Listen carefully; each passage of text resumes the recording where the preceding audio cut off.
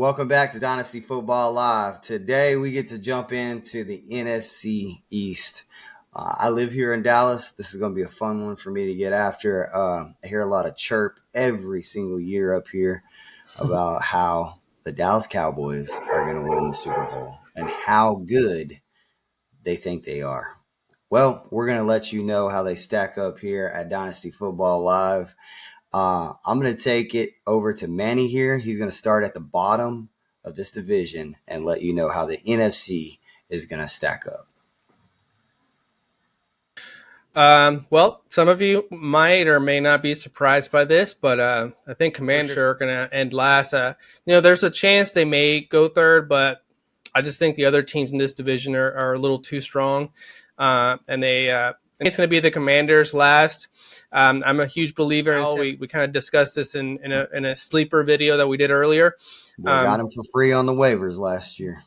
Yeah, and so we'll see what happens with him. I really believe that he has a very good core, offensive core around him. Especially the wide receiver position is pretty deep, especially if you look at established Terry McLaurin. Dotson made some noise last year. Curtis Samuels can be really, really good, but he's been hurt a lot the last couple of years. And Dynasty Brown hasn't really quite worked out the way they probably thought that he was going to work out. But that is Sam Howell's old buddy, from North Carolina. So I think they're gonna maybe have that connection. Maybe Dynasty Brown can be a contributor this year, but definitely deep at the wide receiver room. Logan Thomas is getting kind of up there in age as a tight end, but I think he's going to be a good mentor for Cole Turner, who was drafted here. So we'll go ahead and see what happens with the offense. They could end it a little bit higher than this, but I just think there's just too many questions as far as, even though I do believe in Sam Howell, the other teams are better and they have established quarterbacks. So as far as the defense, I think, dynasty wise, they have a very, very good defensive line. So that's going to be kind of exciting. Chase Young rather is finally healthy again. So along with the rest of his defensive linemen here, they may end up getting a lot of sacks. We'll finally get an answer to what happens with Emmanuel Forbes. Is he going to be a guy, or if he's going to be a reach like it was predicted in an earlier video? But anyways, for me, it's going to be Washington Commanders. And congratulations on the new ownership. Nice. Hey guys, look, I know I'm going to take, heat for this too, dissing the Commanders picks, but I felt like it was a little bit of a reach. I was wearing this exact same jersey, by the way, the RIP Sean Taylor, probably my most favorite defensive player of all time. Got a lot of respect for y'all's franchise. Y'all also had Clinton Portis. I'm a huge Miami Hurricane of not now. I was a little bit on the 2000s teams, but let's just take a moment to realize what they had in Sean Taylor. So anyway, guys, I'm in the exact same boat, man. I'm sorry. I think that the Commanders have a lot of talent. I think that they have a lot of younger talent. I think that in a few years, once the Eagles start to slow down, which that don't look like anytime soon, but they could jump up here and contend. But I really like what they've done on offense. I think they got a nice offense. It's really gonna hinge on where's Chase Young? Is he coming back to where he used to be? How's that defense gonna mesh? How's it gonna pick up the slack if the offense falters because Sam Howell is he's basically a rookie. He's coming in. Yeah. He ain't had no game time. He's coming in, throwing to some, people he's seen in practice. So we'll see what he can do. We'll see what they got out of him. They invested a later pick in him. We all thought he was going to be drafted earlier than he was last year. So I think Sam Howell's also got a lot to prove to people. He's like, hey, man, y'all forgot about me. I was good in college. I just stuck behind Carson Wentz's up and down, performances. And finally he's getting a shot. So I'm excited. I'm excited to see what the Commanders can do. Look for Jahan Dodson probably to have a breakout year. Brian Robinson, we'll see if he can crack 1,000 yards, and then you have, to me, one of the best third down running backs, pass catching backs. If Antonio Gibson can get these fumbling issues fixed, so looking good last year though. He's definitely for me a sleeper. We'll go to my third place team here. I think, guys, I think you've made some moves here and you've got some depth.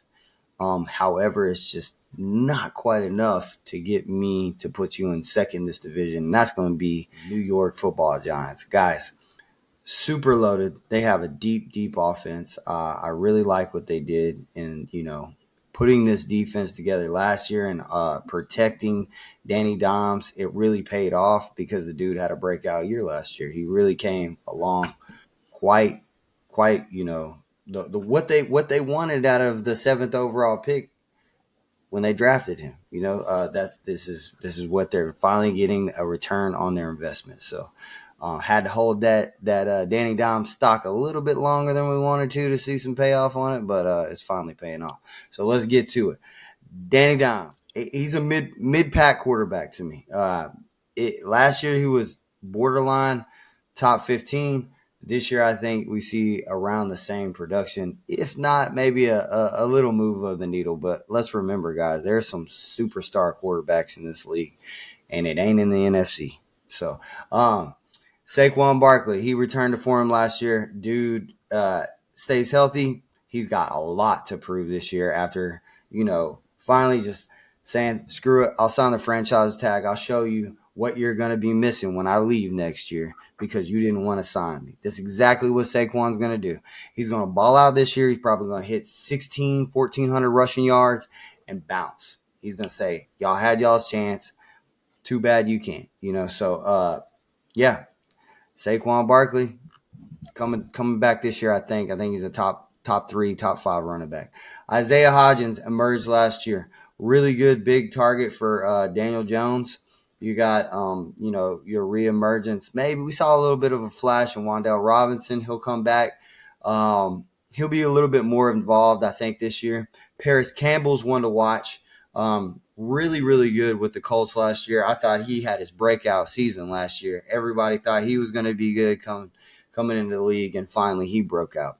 So there's a lot of rising stars, as you can tell, on this offense that we're getting into. Jalen Hyatt, Fred Biletnikoff winner, the one we've been banging the table for at a University of Tennessee. Not the real UT, but, that's another discussion for later.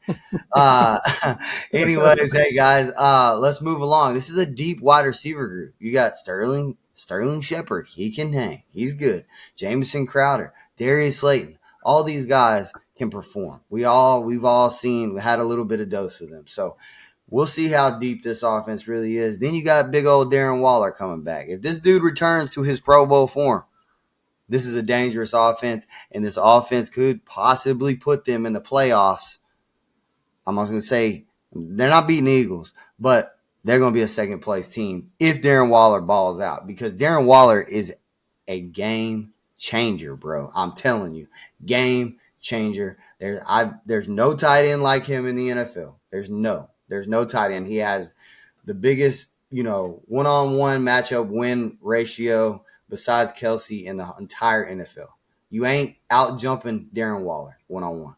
So then Daniel Bellinger's coming back. So, he had a decent rookie season. We'll see what he's got. So that's my third place team here in the NFC East.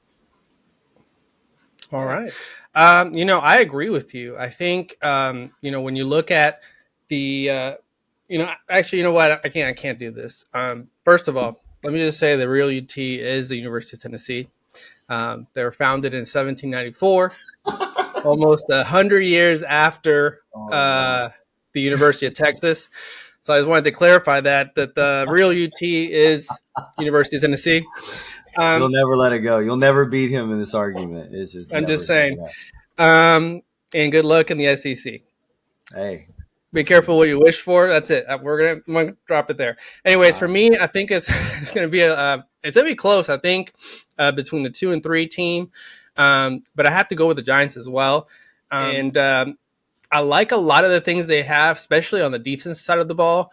And I think what they did with the hiring of Dayball was really, really genius, and he kind of got the best out of Daniel Jones last year, and maybe we'll see kind of the evolution. They're kind of taking the next step and becoming what they thought they were going to get coming out of Duke. But yeah, I really, really like this defense, and I think that's where the strength of the team is. And I think that they're going to go as far as the defense goes. And for me, I think even though I really like this team, I do have them third here. And I think their pass rush is going to be elite. I think Thibodeau and Lawrence going to be very, very good. And I think they got one of the best corners, if not the best, when it's all said and done. We'll see what happens at the end of the year. But Deontay Banks out of Maryland, a lot of buzz, especially coming out of Steve Smith. I don't know if you watched his YouTube channel, but he loves this guy.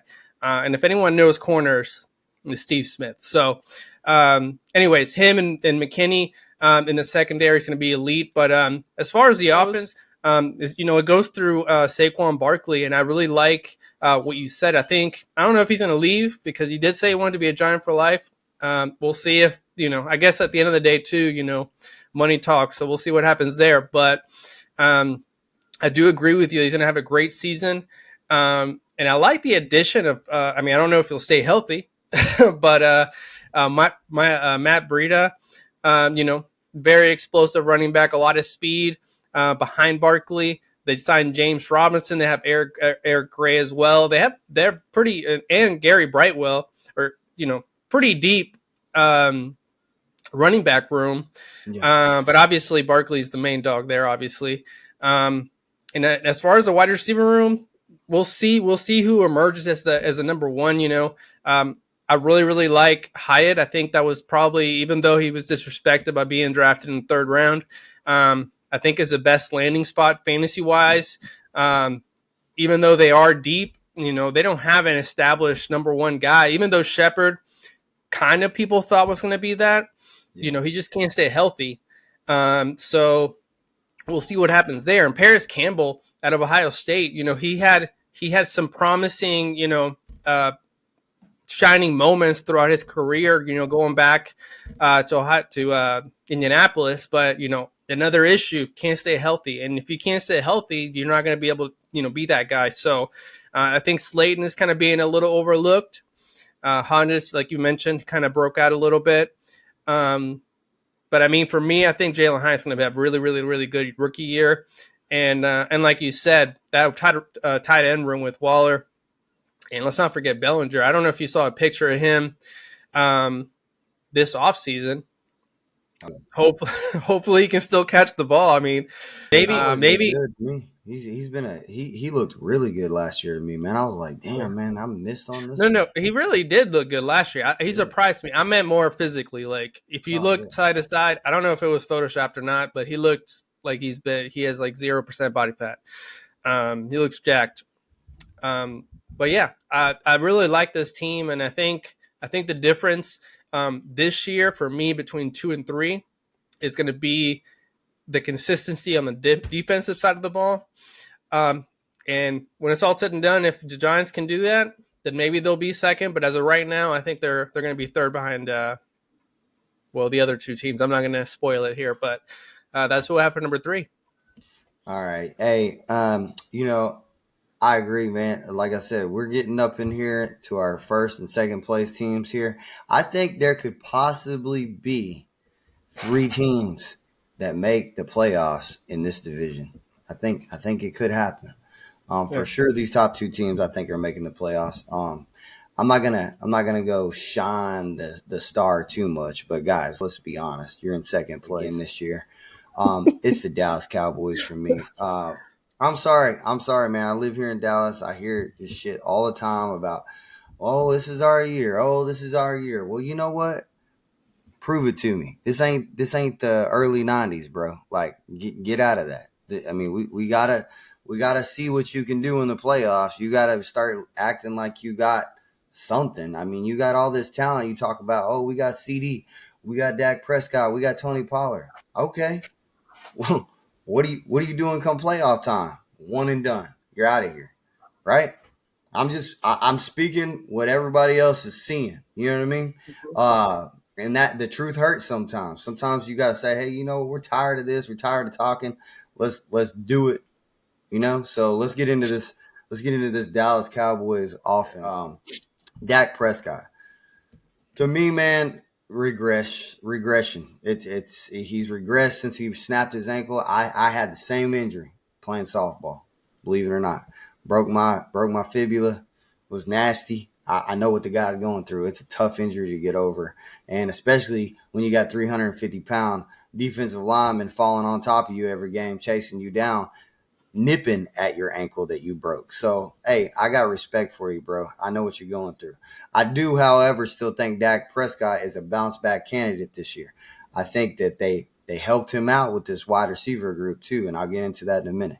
So then you get into Tony Pollard, the biggest breakout of last year, the biggest one to me. That's just the biggest breakout player was Tony Pollard. No doubt in my mind. He finally came in and did it and put Zeke on the bench. He ran him out of town. He ran his overpaid ass out of town.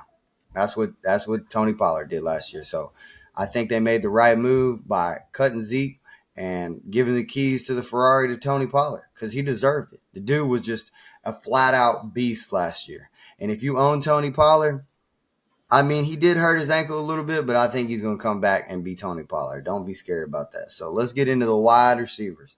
The cream of the crop here for the Dallas Cowboys, CeeDee Lamb, top 5 wide receiver in the NFL. That's enough said, top 5 wide receiver. Dude is everything they invested in him coming out of Oklahoma. He is a nasty wide receiver. I like him a lot. Then they got, Brandon Cooks. I think Brandon Cooks is going to take the double teams away from CeeDee Lamb. Very good addition there in Brandon Cooks. If he can come back and be Mr. Consistent, because everywhere this guy goes, if he's got a decent quarterback, he's getting 1,000 yards receiving. You can bet that. Getting a little bit older, though, so watch it with Brandon Cooks. Michael Gallup, another guy who kind of emerged last year. Still can't stay healthy, though, man. If he stays on the field, they got him a nice little 3-headed monster here, a wide receiver. Jalen Tolbert, we'll see. Jury's still out on that one. Didn't do much or open anyone's eyes. I really like Simi Fehoko. This guy right here could start seeing some action this year. This is the guy for me that could be a sleeper on this wide receiver group. I'm going to get into the tight ends now. Personally, my favorite, who I picked up on waivers, I still think is tight end 1, is Jake Ferguson. And, man, Jake Ferguson looked nasty last year. I don't know if y'all see him, hurdle that guy, but, man, this dude's got some skills that are untapped. He has untapped potential, and I think he is going to emerge as the tight end 1. I don't even care that they spent a second round on Luke Schoonmaker. I don't even know who that is, bro, to be honest. I wasn't like wowed by him at Michigan. I think they brought him in to be more of a blocking tight end, but we'll see. It's kind of a high pick for a blocking tight end, but we'll see. Peyton Hendershot, another tight end that I think shined, delivered last year when Schultz was out. I mean, these guys right here, dude, they have a pretty deep tight end room. I'm not going to lie. And I'm going to get into one more guy. I'm going to go back up to the running back room. Watch out for Deuce Vaughn. The closest thing we've seen, same school, same height, same everything as Darren Sproles. This is as close as you can get to Darren Sproles. And I think this guy's going to be a playmaker. That is my prediction here. I think they got a steal in Deuce Vaughn. So, guys, sorry, but your runner-ups again this year, Dallas Cowboys, second in the division. All right, I have to agree with you. I think they're runner-ups, but at the end of the day, all that matters is, going to the playoffs. And like you, I agree. I think just like last year, the 3 teams came out of the NFC East, and it looks like it's going to be that way again. And at the end of the day, all you want is a chance. And if you make it to the playoffs, anything can happen. We saw what happened with the 49ers.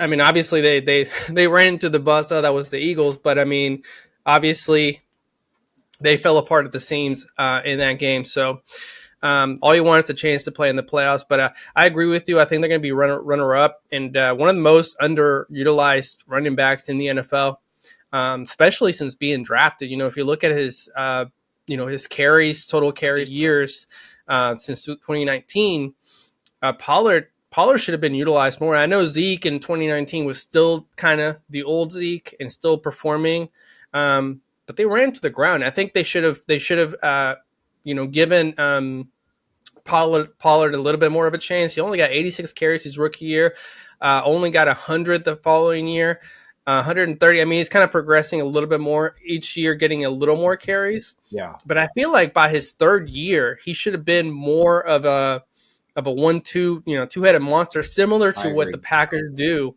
with they waited Quadzilla. Too long. They waited too long Yeah. to run Zeke out of town, man. They just waited one. Yeah. I think the year before last was really when people were like, why is Pollard not starting? Like, everyone could see it, everyone could see the wheels were falling off of Zeke.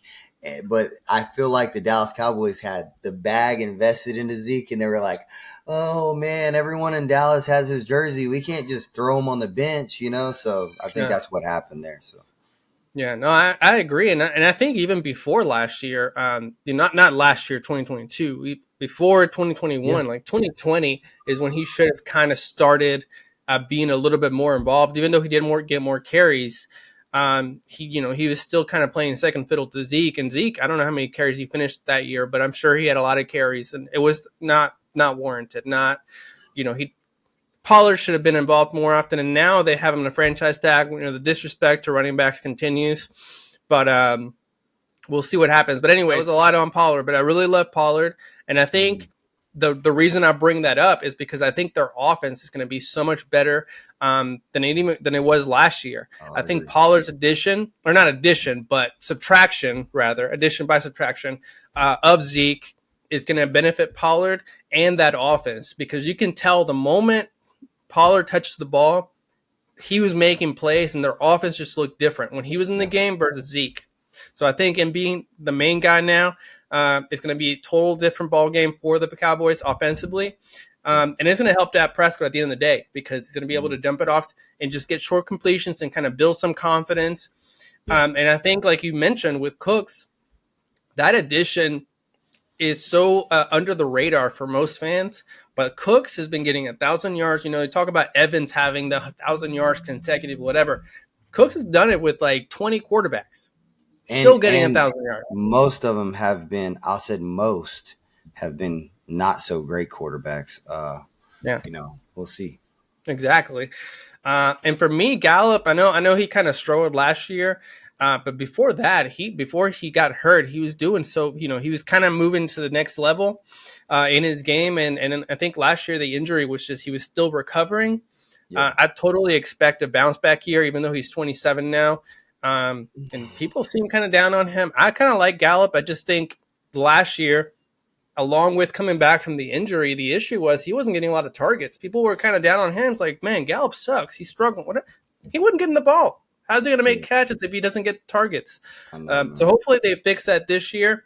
And I really, really like that those three guys there. Fehoko, dude, I had him in my squad for a little bit, or at least in my watch list, because I was out at Stanford, the dude was a freak. He's a physical freak, super fast and big. And I was hoping something would happen, and maybe this is a year. We'll see what happens. Especially, we're talking about the health of Gallup. He kind of, I don't know if they continue to give him chances, if he continues to kind of start slow. Okay. So hopefully this year that'll happen. Dude, the tight end position, I'm not as confident as you. Not that we won't have a number one and they're not going to perform. I don't. Right now they have him listed as Ferguson as the number one. But spending a second-round pick on a running in tight end position is kind of a big deal. Like, normally, unless you're elite, you're going to be drafted. If you're good, you're drafted in the second round. I mean, if you're elite, honest, I think it was a reach there, man, for him. This is one of the biggest reaches I've seen. But then again, I didn't know who the hell Rob Gronkowski was when he was drafted. So look at me. Yeah. Well, I think it was a reach in the sense that when you were talking about pre-draft, pre-combine, pre-everything, before the draft, he wasn't really, no one was really talking about him like they were talking about the other 5 guys that were drafted, some behind him. So I can see that. I think the talent's there. I think he was like a 4-star, maybe higher coming out of high school. And I think he started all 4 years at Michigan. And he didn't blow, anyone out of the water, but I think he was very consistent. We'll see what happens. I just don't know. I don't know what to think about this, because last year they used Ferguson and Hendershot a little bit, behind. Well, Schultz was hurt a little bit, right? Yeah, he was hurt for a little bit. Yeah. So when that happened, both of them were getting some playing time. So I don't know what their strategy is now that Schultz is not there, but there's definitely potential. We'll see. Hopefully for you, Ferguson's the guy. But we'll see really. about that. I got McBride and Pat Fryermuth, so I'm feeling confident in my tight end. I know, but dude, tight ends are hard to find. So if he becomes a guy, dude, that's trade bait right there. I'm just saying, you can get some return on your investment. Oh, especially I'm sniffing around Rod. Hey man, you need some Dallas Cowboys on your team. So we're gonna get into the number one. Are we there? Are we at the number one? There. Okay. Who's it gonna be, Manny? I'm gonna let you tackle this one, because I know that I know this one's the very last team. This is, man, for me, this is the best team in the NFL. There's really nothing too much to say about it. I think the Eagles are probably going to go back to the Super Bowl. The NFC is basically a cakewalk. They just have too much, as you would say, too much sauce at every position. Maybe their weak link is going to be running back, just because of health. I know Swift. That's crazy because they got Swift. That's crazy because they got Swift and Penny. Who are good in their own right. I'm just saying, health wise, someone's got to stay healthy. So we'll see what happens. So I mean, there's not much to say. I think Eagles for sure number one. There's no question. There's not a lot of competition in that NFC. Not NFC East, NFC in general. And they just got better. So for me, it's the Eagles, no question. And that's all. I'll keep it short and simple. Yeah, there we go. Philadelphia Bulldogs coming back, and I think this time. And clip this, please. I think this time Jalen Hurts gets Mahomes, and they win the Super Bowl, because that defense just got ridiculous. They drafted all them Georgia Bulldog national champion defensive players, and I think they're about to eat Mahomes alive, dude. That's just my opinion. You heard it here first on Dynasty Football Live. Anything else before we get out of here, guys? And by the way, Philadelphia Eagles cruise in this division. They don't just win it; they cruise in this division to the number one spot. Yeah, that's it, man. All right, guys. Hey, as always, Dynasty Football out.